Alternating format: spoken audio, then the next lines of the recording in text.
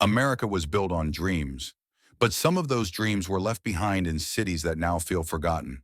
Once filled with laughter, music, and ambition, these places carry the weight of broken promises and restless ghosts of the past. Streets that raised heroes now echo with fear. Factories that powered families now stand in silence. That is the story you have heard. But it is not the whole story. In these cities, hope isn't just fighting to survive. It's fighting to rebuild. Beyond the statistics and the frightening headlines, there is another story unfolding. It's a story of unbreakable community, of stubborn resilience, and of local heroes who refuse to let their homes die. This is not a list of the 10 most hated or unsafe cities. This is the story of 10 of the most impressive comebacks happening in America right now. This is proof that even when a city is forgotten, its people will fight for its second chance. We begin with number 10, Flint, Michigan. Flint is one of those cities that became infamous for all the wrong reasons. Located just 66 miles northwest of Detroit, Flint once thrived as a proud manufacturing hub for General Motors. In the 1950s, it had over 200,000 residents and one of the highest median household incomes in Michigan. Fast forward to today, the population has plummeted below 80,000, and the city's reputation was shattered by the water crisis that began in 2014. That disaster, where thousands were exposed to lead, wasn't just a failure of infrastructure. It became a national symbol of neglect, environmental injustice, and a government that failed its people. The violent crime rate, sitting at over 1,800 incidents per 100,000 people, is nearly 5 times the national average. Nearly 40% of residents live below the poverty line. It is a cycle that feels hard to break. But that is not where Flint's story ends. It's where the real story begins. The people of Flint did not wait for a savior. They are saving themselves. They are literally undamming their past. The ambitious Flint Riverfront Restoration Project is now underway. This multi-million-dollar effort, supported by the U.S. Fish and Wildlife Service, is removing obsolete, crumbling dams like the Hamilton Dam. It's restoring the natural flow of the river, improving water quality, and creating new wildlife habitats. More importantly, it's turning the city's central scar into a source of pride, including new green spaces and parks like Chevy Commons right in the heart of the city. And if you want to see the heartbeat of the new Flint, go to the Flint Farmers Market. This isn't just a market. It's a vibrant public square, ranked as one of the best in the nation. It's a hub of community life, supporting dozens of local entrepreneurs, bakers, and farmers. It brought life, safety, and foot traffic back to a downtown that many had written off. Flint is no longer defined by the water that poisoned it. It is being defined by the people who are patiently, stubbornly, bringing its river and its community back to life. Number 9. St. Louis, Missouri. St. Louis often finds itself at the top of lists it doesn't want to be on. With a population of roughly 293,000, this city battles one of the highest violent crime rates in America. Around 1,900 incidents per 100,000 people, more than 5 times the national average. The city's homicide rate is staggering for its size.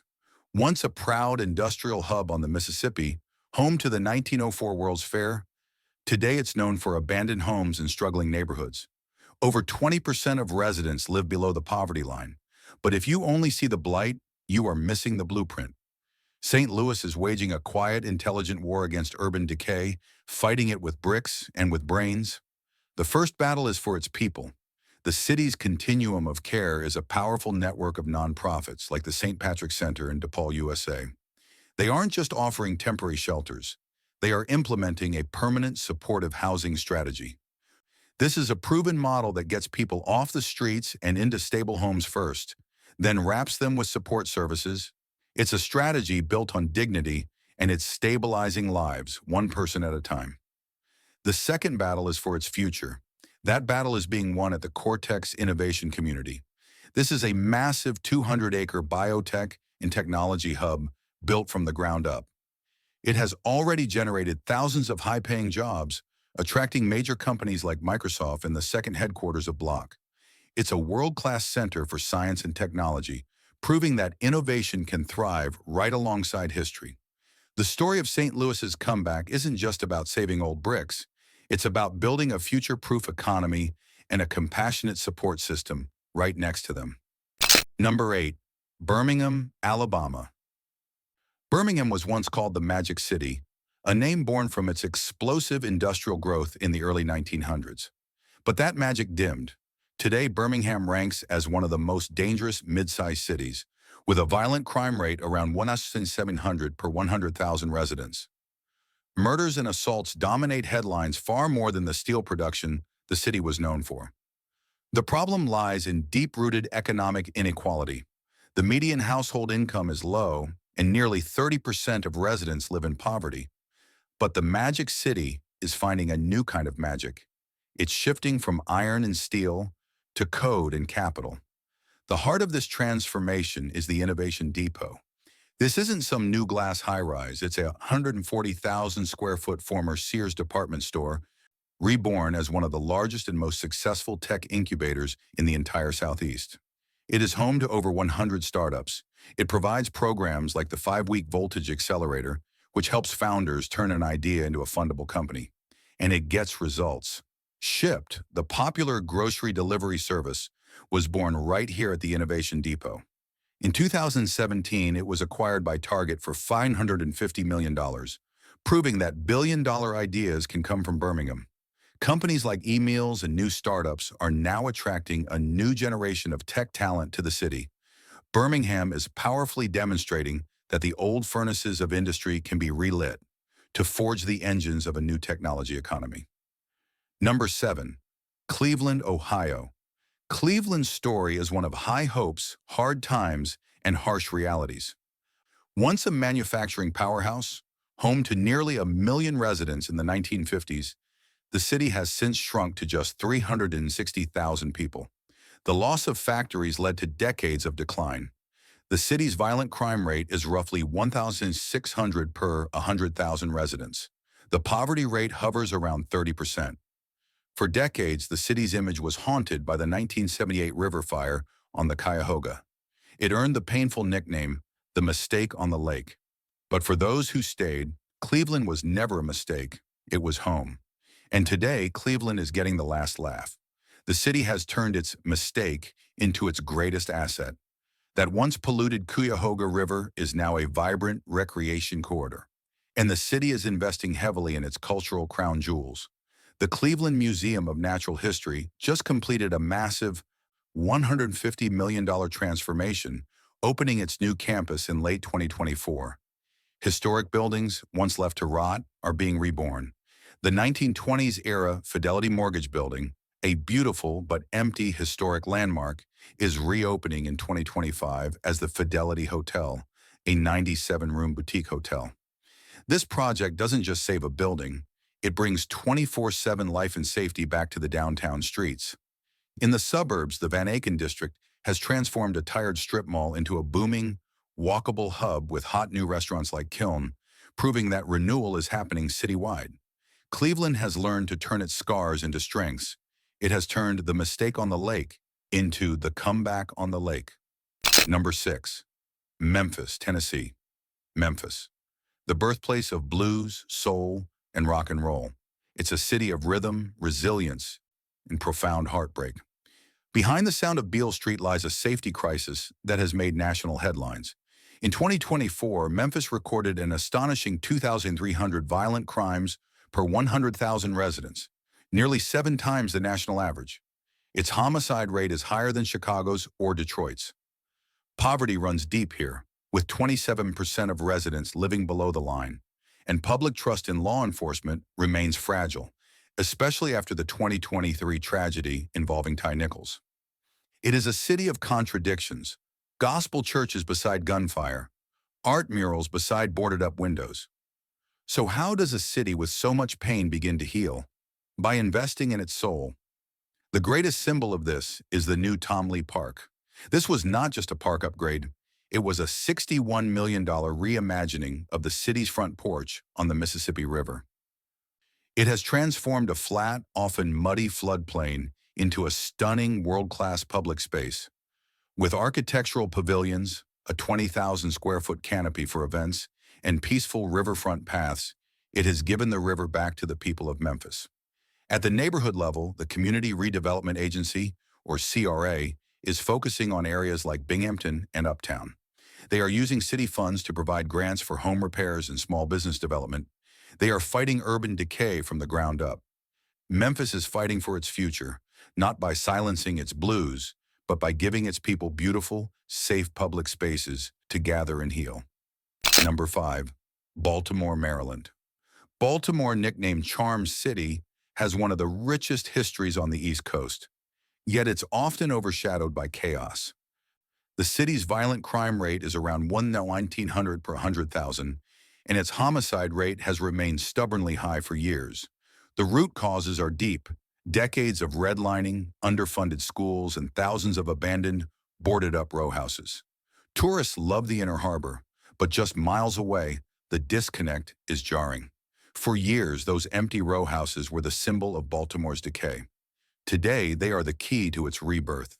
A nonprofit called Rebuild Metro is pioneering a strategy that is transforming the city. They don't just fix one house on a block. They use a whole blocks approach. They acquire and restore entire blocks of abandoned homes, like their project on Moore Street. They turn these derelict properties into high-quality, mixed-income housing. They have already renovated over 500 buildings, proving this model works. They are breaking the cycle of blight block by block. In downtown, another icon is reborn. Lexington Market, the oldest continuously running public market in America, dating back to 1782, just reopened after a $45 million redevelopment. It's a beautiful new hub for local food vendors and a gathering place for the community. Baltimore's true charm isn't just in its harbor. It's in the grit and genius of the people who are rebuilding their city, one entire block at a time. Number 4. Los Angeles, California. Los Angeles, the city of angels, where dreams are born and sometimes die in traffic.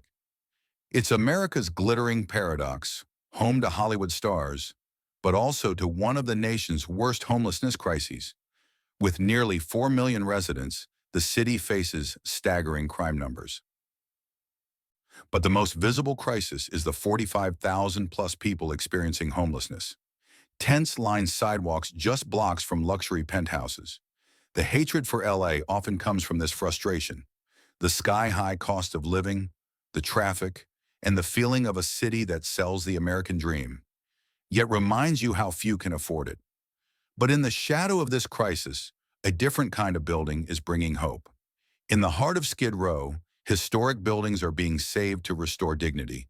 The Prentice, a historic single-room occupancy SRO hotel, is undergoing a $3 million renovation.